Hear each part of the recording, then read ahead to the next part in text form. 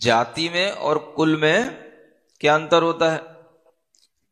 मां के पक्ष की जो चीज होती है, मातृपक्ष जाति,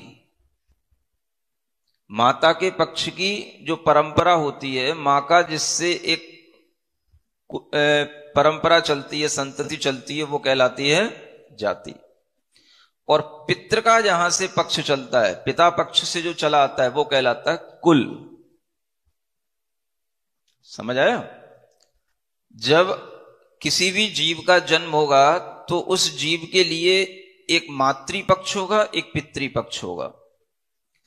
तो उसके सामने जो मां की परंपरा होगी, यानी मां जिस घर की बेटी होगी, उनके जो पिता होंगे, उन पिता के जो पिता होंगे, एक उनकी परंपरा होगी, तो वो कहलाएगी उनकी जाति, उस वह मां की जाति मिलेगी। और एक वह होगा जो पिता की तरह देखा जाएगा, पिता की ओर से देखा जाएगा, पिता के पिता कौन थे, उनके पिता कौन थे, उनकी एक वंश परंपरा चल रही है, तो उसको कहा जाता है कुल परंपरा। समझ आया? तो ये जाति में और कुल में अंतर होता है। तो जब कोई बच्चा उत्पन्न होता है किसी घर में, तो उसे अगर वो पुत्र होता है तो कहा जाता है कि भाई ये कुल दीपक हो गया। उसका एक कारण है, वो यूं ही नहीं कहा जाता, उसके पीछे का जो सिद्धांत है वो आपको समझना चाहिए। कुल दीपक है, क्योंकि वो कुल दीपक इसलिए है क्योंकि इस कुल को आगे बढ़ाने के लिए, कुल की परंपरा को आगे बढ़ाने के लिए वह पुत्र ही काम आएगा। पुत्री का तो विवाह हो जाएगा, वो तो दूसरे घर में चली जाएगी। तो उस पिता के यहां पर अगर पुत्री उत्पन्न हुई है तो उससे उसकी पिता की संतति आगे नहीं बढ़ेगी, उसका वंश आगे नहीं बढ़ेगा। उस आगे वंश को बढ़ाने वाला कौन होगा? तो पुत्र होगा। तो इसलिए कहा जाता है कि पुत्र जो है वंश की वृद्धि वाला होता है, वंश बढ़ाने वाला होता है, या कुल दीपक होता है, कुल को आगे बढ़ाने वाला होता है। क्योंकि जो पिता के पिता की जो परंपरा चली आ रही है उसको बढ़ाने वाला पुत्र होगा। पुत्री जो होती है वो जिस घर में जाएगी उस घर में जाकर के उसका गोत्र बदल जाता है, फिर वह उसी घर की कहलाएगी, उसी गोत्र की कहलाएगी जिस घर में वो चली गई।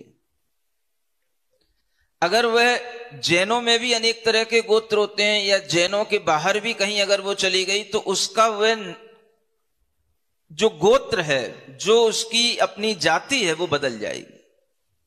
अगर वो जैनों से अजैन में चली गई तो उसकी जाति बदल जाएगी। फिर वो अपने भीतर भले ही जैन धर्म रखे रहे, लेकिन उसकी जाति बदल गई, क्योंकि उसके नाम के आगे क्या लगेगा? जैन नहीं लगेगा। विवाह से पहले तो उस लड़की के नाम के आगे जैन लगेगा, लेकिन उस लड़की का विवाह अगर कहीं दूसरी जाति में हो गया, जैनेतर में हो गया, तो फिर उसके नाम के आगे जैन नहीं लगेगा, क्योंकि उसे अपने नाम के आगे वो लगाना पड़ेगा जिसके साथ उसका संबंध हुआ है। पति अगर गुप्ता मिला तो उसे भी गुप्ता लिखना पड़ेगा। पति अगर राजपूत मिला तो उसे भी राजपूत लिखना पड़ेगा। पति अगर सैनी मिला तो उसे भी सैनी लिखना पड़ेगा। अगर उसने नेमा से विवाह कर लिया तो उसे अपनी नाम के आगे नेमा लिखना पड़ेगा, या वो नेमा के नाम से ही पहचानी जाएगी, भाई ये नेमा के घर में गई है। अभी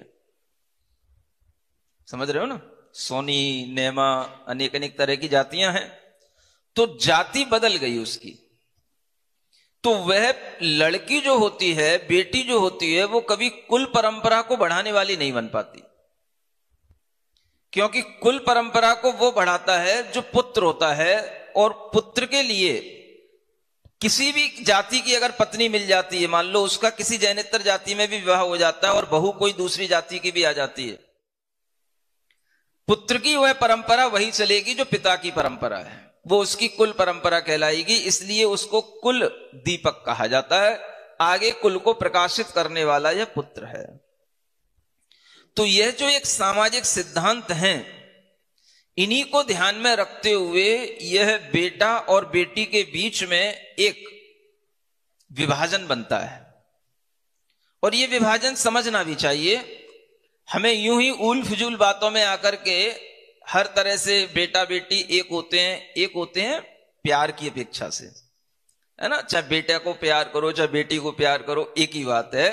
लेकिन जब हम आगे बढ़ेंगे, बेटा बेटी बड़े होंगे, तो उनके जो अपने अपने विवाह आदि के उपरांत जो उनकी स्थितियां बनती हैं, उनमें निश्चित रूप से परिवर्तन आता है। तो बेटा बेटी एक कथनचित इस बात से होते हैं कि भाई ये बेटा भी अपने से उत्पन्न हुआ है, बेटी भी अपने से उत्पन्न हुई, तो बेटा बेटी एक हैं। लेकिन बेटी हमेशा अगर वो जिस जाति में विवाह करेगी वो उसी जाति की बन जाएगी। भले ही वह अपने मन में सोचती रहे कि मैं जैन धर्म का पालन करूं, मैं जैन धर्म को मानूं, मैं तीर्थंकरों की आराधना करूं। अब वो अपने मन में कर पाए, लेकिन वो खुल करके दिखा करके तब कर पाएगी जब उसके घर के लोग उसे अनुमति देंगे।